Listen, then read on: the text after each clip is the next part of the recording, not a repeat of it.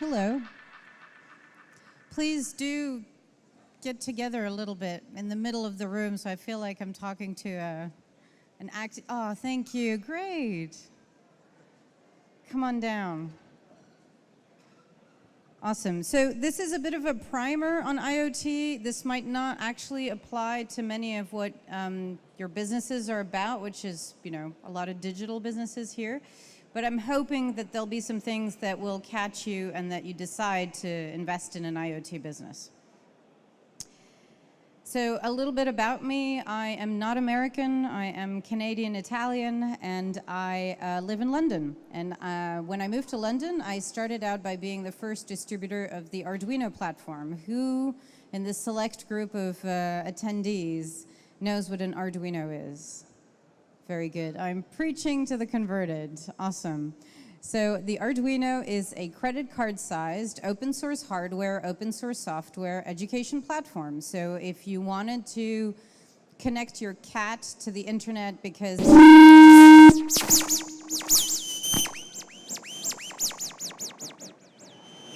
Wow.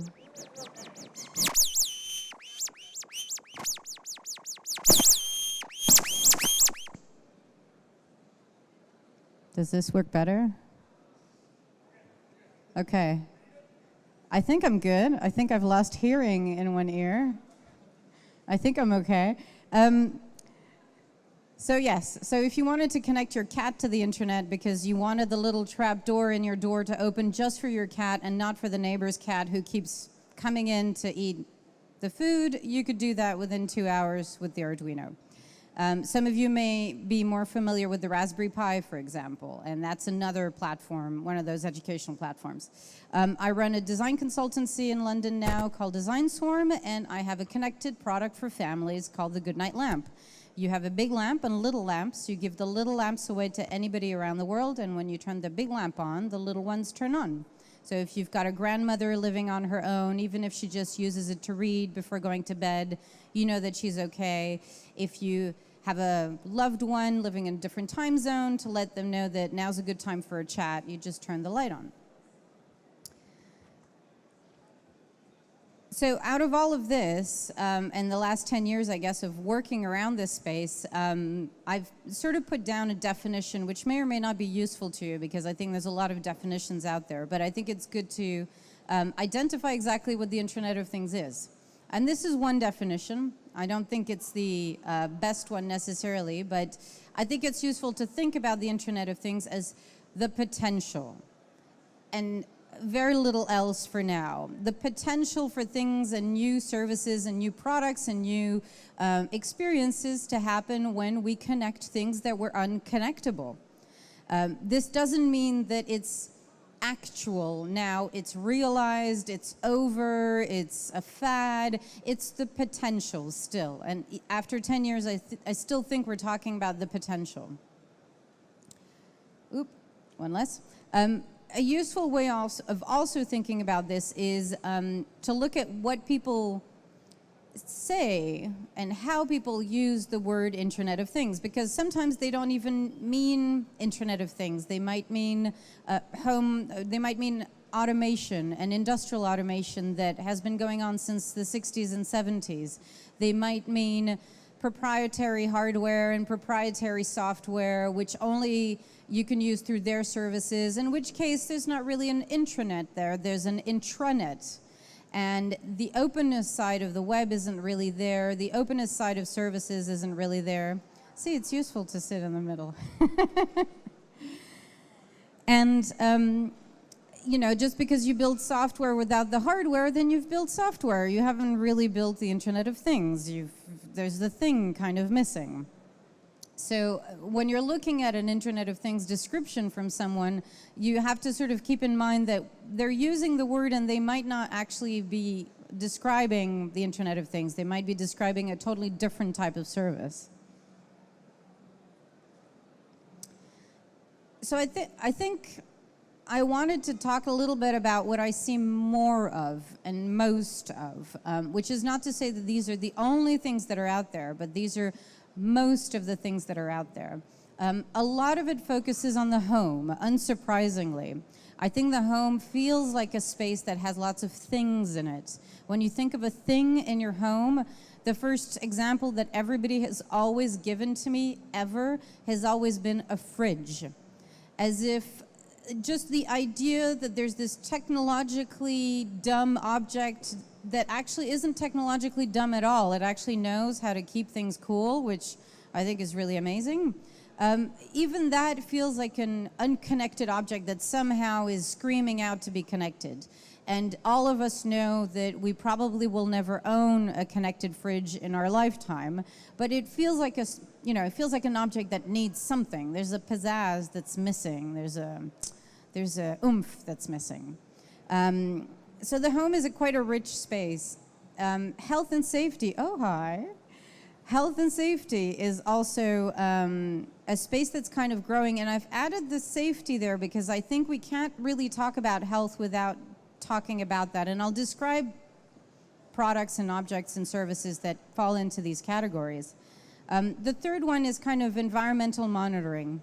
And then there's all these other categories, but I think that they feel like they're secondary somehow. The bulk of the activity and the bulk of the energy is really placed on the home and health.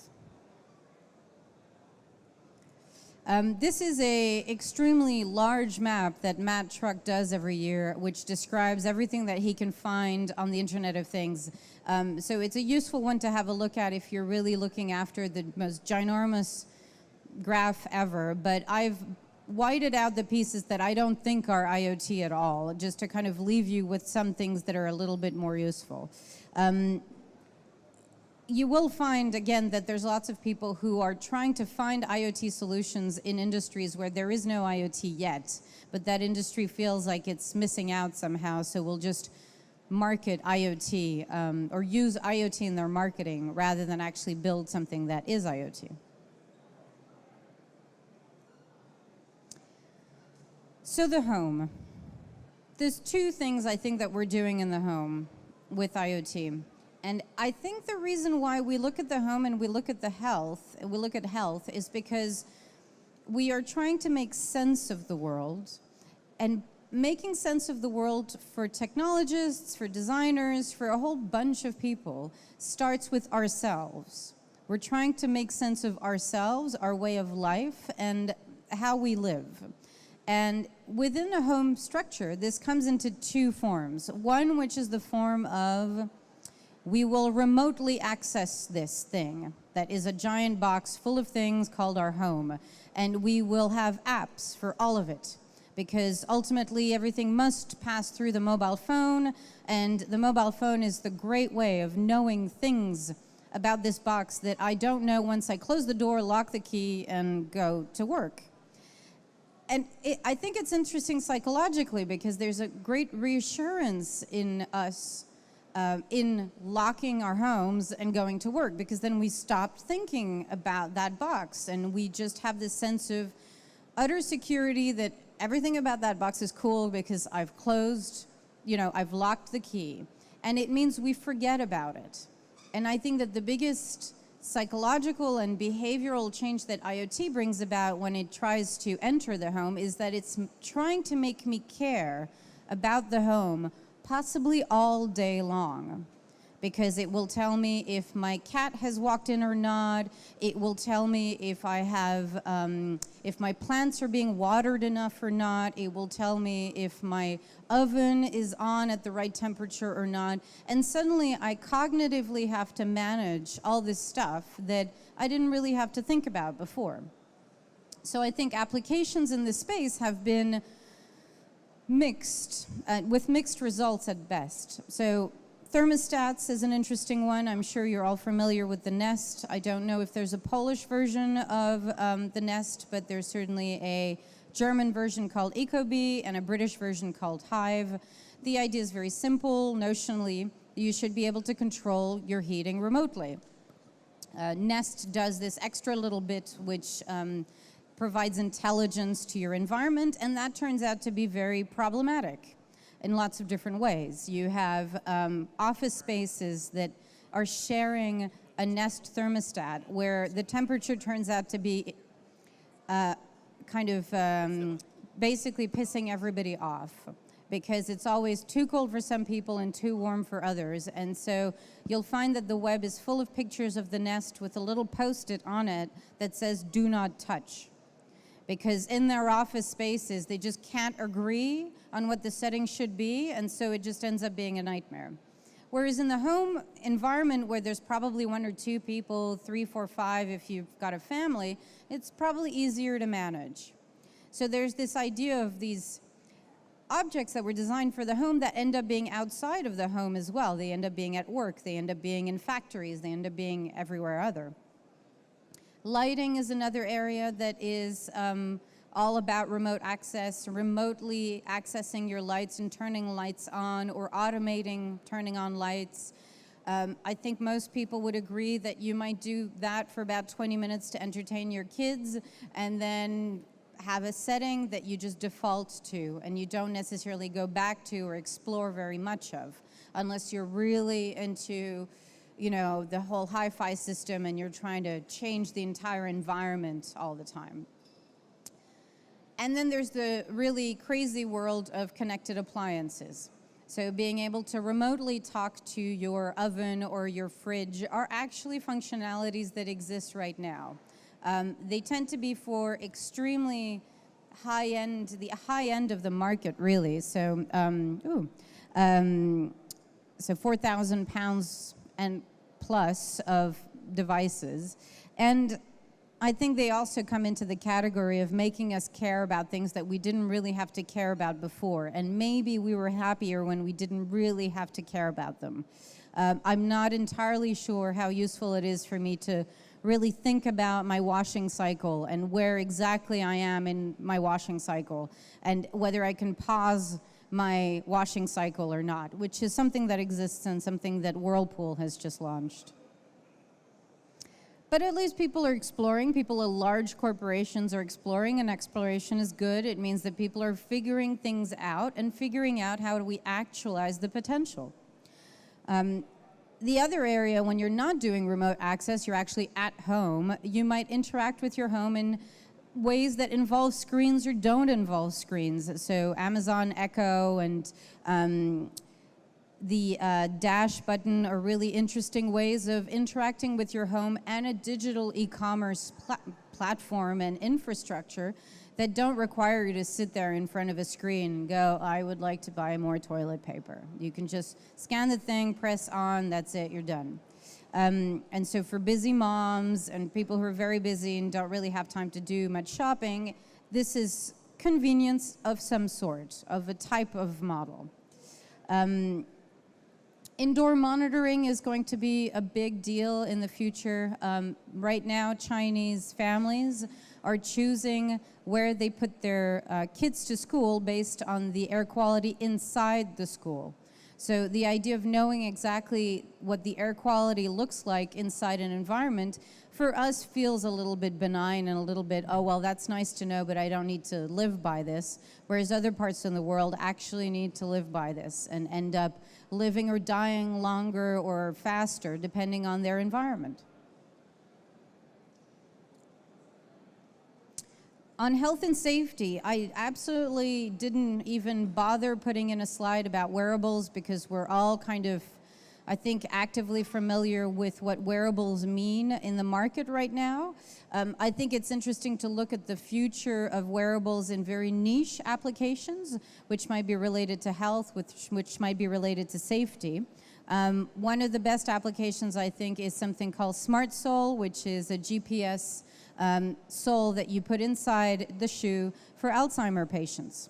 Because really, this is a real problem. It costs a lot of money to send the police out or an ambulance out to actually find that person. And if you know that they've just traveled a couple of kilometers away from your home, you can go get them and you're done.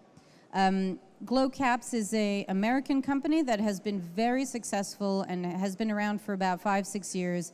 And these are essentially caps for your medical bottles, which are all essentially the same in the US, and you use them as you would. If you don't, there's a little unit that is in your kitchen or in your bathroom that kind of sings at you to remind you that you haven't actually taken your pills. And if you still don't, and this becomes a bit of an issue, then either your doctor or a family member of your choice gets a text message to say, Grandpa hasn't taken his pills today. You might want to call him and check that he takes his pills. And you and I might think, because we're healthy, you know, middle-class type people, that, oh, well, this is a bit too much. But they actually found that this increased the likelihood of someone actually taking their prescriptions. And it meant that they could build partnerships with big pharmaceutical companies, because if you stick to your prescription, you take more pills and they can sell you more pills. So they were all over it, and it presented both an advantage for the person who's ill and an advantage to the pharmaceutical companies, and they're doing very well in the States. Fall detection and those kinds of elderly care products are actually a really tricky bit of the market, extremely tricky. They tend to be designed in a way that makes grandma and grandpa really angry, because that's kind of the last thing they want to do, is feel like they're old and they need to be monitored in some way. A not too bad attempt is Lively, an American company that unfortunately has just sold up to someone else, which in the land of startups means that you've run out of whatever capital you had and you needed to do something else. But Lively make a set of sensors that you would put around your home. So if you open the drawer every morning because you were making yourself coffee, and you turn the kettle on because you're going to make yourself a cup of tea or whatever it was, it would monitor this and give the family a bit of a dashboard around the use of those sensors. So you had an ambient way of knowing that someone was just going about their business, doing their thing. They eventually pivoted to making a wearable watch that you could, where you could place a call to an emergency service if you fell. And I think that's possibly a reflection of how early they were rather than the value of the idea. And then there's this really weird extension of smart jewelry, which is in the really depressing area of personal security. So mostly women, and these are mostly women-led businesses developing pieces of jewelry that you would wear if someone is attacking you, or in order to trigger an immediate emergency phone call. And this is a big market, and there's 20, 30 companies that are just focusing on that side of the market. On the environmental monitoring piece, I think this is a growing area. It's certainly an area that will become more and more important in lots of different geographies. So I don't really think of it as an area that will necessarily grow that quickly in the US or in Western Europe, for example, but in other places in the world it will. Air quality is a big thing. The Air Quality Egg is a collaborative project that's been going for years now. And it is an air quality monitor that you can hang outside your balcony, and it maps that data onto a collective map, and you can see in your area, if you have enough air quality eggs, what the local air quality looks like. And hopefully in the future, this will be something that cities can buy. And so each and every lamppost can have an air quality monitor, so you know that this street is busier than the other street, and maybe you should just bring your kids to school on a slightly different route because you'd like them not to have asthma problems later. Radiation levels, a very niche application, but a wonderful project called the Japan Geiger Maps. This was done for the Fukushima incident. A team of people built an open source way for you to monitor and map the data on your Geiger counter. So people bought Geiger counters like crazy. You couldn't find a Geiger counter in Japan online at all. And what this team did was just say, hey, what if we post that data up onto the cloud? And they created a map that was then used to show government that the data that the government was actually taking in and publishing was false, that the actual monitoring was this and the actual map was this, and yes, there was radiation in Tokyo, which the government had been adamant in saying that there wasn't. So I think technology and new technology tools and IoT generally can really help have a broader conversation around what's happening in our world and help us have a more communal view Not only an individual view, not only for me, my home, my health, but actually my families, my communities, and everybody else's health. The other area, of course, is EdTech. The Arduino, it was the beginning of a conversation that everybody is having around how do you teach technology, how do you teach kids how to code, how to get involved in technological tools, what do you give him, what can they build, how quickly can they build them, how quickly can my team build something. And there are so many tools now that you can buy very, very cheaply. As a software company that wants to get into hardware, as a web company or an advertising company that wants to get into building a little, hardware thing just for an experiment, experimenting in hardware has never been so easy. And companies know this. And in a gold rush, you sell the hammers and you sell the nails and you sell all the equipment in order for people to look for the next big thing. And companies like Arduino, like Raspberry Pi, Sam Labs is another one, which is the picture on the slide. They're great tools. They're slightly more expensive than what you'd want to use usually, but compared to 150,000, which is what you actually need to get any kind of small batch production going, it's cheap. And of course, there's all the tools ever, software tools, hardware tools. Software tools are around to help you build small experiments and build small prototypes. So from If This Then That to Thington, which is a wonderful new product by some friends of mine in the US, Zively, Smart Things, it just goes on. There's lots of different partners that you can choose from in order to experiment with this. So what are people building most of? I think mostly because it feels safe. People build software platforms because software platforms feel safe. The thing about it is, without the applications, then you've built a software platform. You haven't built an IoT platform, you've built an IoT platform that has no applications. And so it's a really huge space, but also a space where people are failing fast, would be a nice way of putting it. Some are building software platforms because they already have a hardware partner or they're able to find a hardware partner. I would say that that's a very small part of the market. Most people, and this is the kind of little triangle of almost the people who are the cowboys in this space, are building proprietary hardware and proprietary software, or rather their own hardware and software, and going about it. And I am one of those cowboys, so I can't really say anything bad about that, but it definitely has its challenges. One of the biggest challenges is how long it takes you to get to a so-called MVP. So if you're building software and you've got a small team, you're good to go. You've got 6 months, 8 months, 9 months. You probably have something that people can use.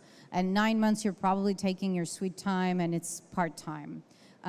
If you're building software with a hardware partner and you're working with that partner to have prototypes out in the field, this is a relationship that you're going to be building for a long period of time.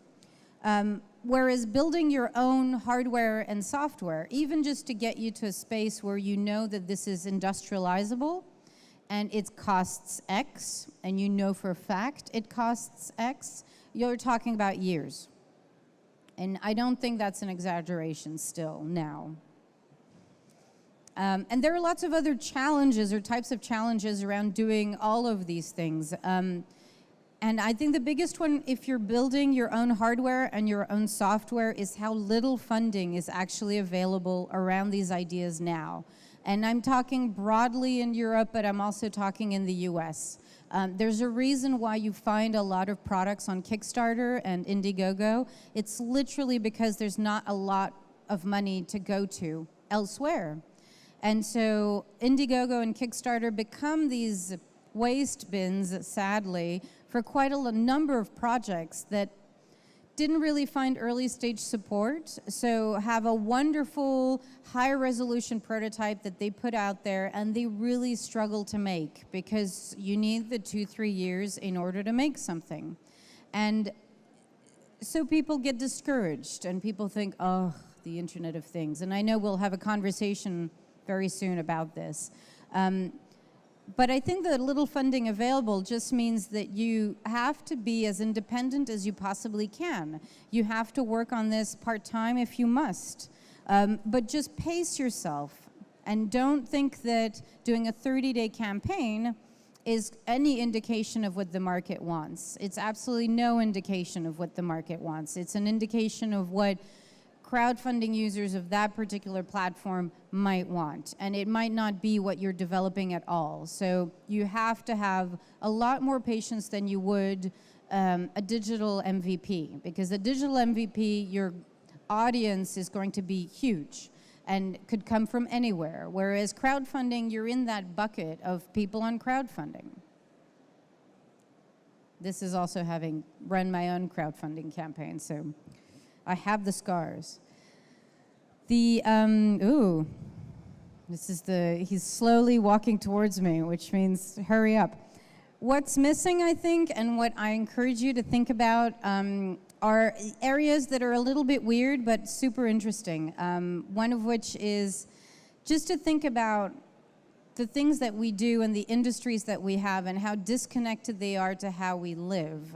I have no idea the amount of pollution that is being created by such and such a company that has a factory here that I live next to.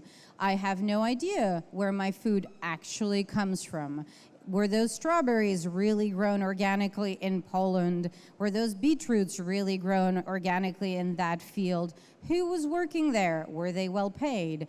These are all things that technology can help resolve, and very, very cheap technology can get into. I think that, again, we haven't really understood where the potential lies yet. It's too early. The fact that most large businesses have only just shipped their first connected product means that the consumer is just learning about this right now. Is going, oh, a 4,000-pound fridge that has a screen on it, don't know about this. This is not going to be what you'll see in 4 or 5 years, but we have to start somewhere. Consumers, as a result of this, are going to be more likely to invest in this space because the bigger brands are there. And there's loads of people around to get you from that MVP to your final product. This is my last slide. If you are interested in this space, if you're just dabbling around this space, and I'm assuming because you're sat here listening to me, you might be, please have a read. There's on IoT.London bookshelf, there's a huge amount of books that you can read that just give you a technical overview or a market overview, just a broad idea of what we're talking about when we talk about IoT. Lots of incubators and accelerators around. Ace Creative this morning just ran this wonderful boot camp as well. And I think if you just really want to keep an eye on things without really investing right now, just keep a hold of IoT as a hashtag on TweetDeck and just see the news keep rolling because it is incredible the amount of activity around this space. Dziękuję. All right, thank you very much.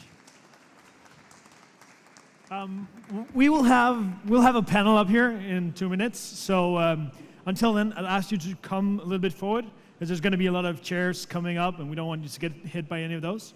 We have 2 minutes for questions. So if anybody's sitting on a question out here, now's the right time to ask.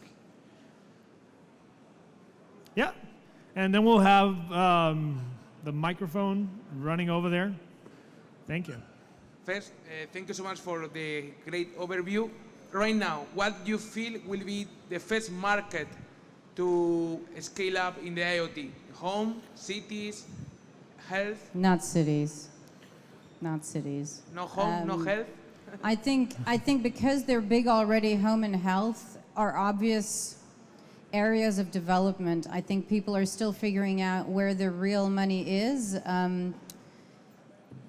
It also, I think there's a lot of good PR being done around particular areas of health in the wearable space especially. The likelihood that most of the average wearable devices have stopped being used within 4 or 5 months is very high. So whether we recognize that as just being a natural part of the cycle or not, I don't know. I think it's a bit of a, there might be some design issues we have to deal with at some stage and some interaction design issues we have to deal with, but I think home and health for now, with a huge amount of interest right now in agrotech. Agritech is just growing massively and people are using IoT in that space more and more. So I can see that coming soon. Thank you. Okay. Another question right here. Let's do the mic thing so everybody can hear you. Why not cities? Why not cities? Cities don't have any money. Cities don't have any money, okay. The whole process for an average city to really decide to take taxpayers' money to invest in a new technical solution from a new partner is hugely risky. Most smart city programs in Europe have been funded by government. So it's been government giving innovation money to do a demonstrator inside a city. It's never the local city that actually pays for it. So they're being artificially propped up. There's a lot of EU Horizon 2020 money. Those kinds of innovation programs, they don't mean that the demonstrators actually stay there after the funding has run out and actually keep being used, and that citizens are even engaged to the degree that someone else in the market actually picks it up and goes, we'll run with this, this is great. I haven't seen a lot of that, and this is after having spent a lot of time researching it. Thank you. All right, thank you. So before we go into the panel, yeah, this just magically happened behind you. We're going to start the panel by having all the panelists introduce themselves. Now people sort of know you already, but there's one question each and every one of them are going to be asked, and that is, what is your favorite IoT product right now and why?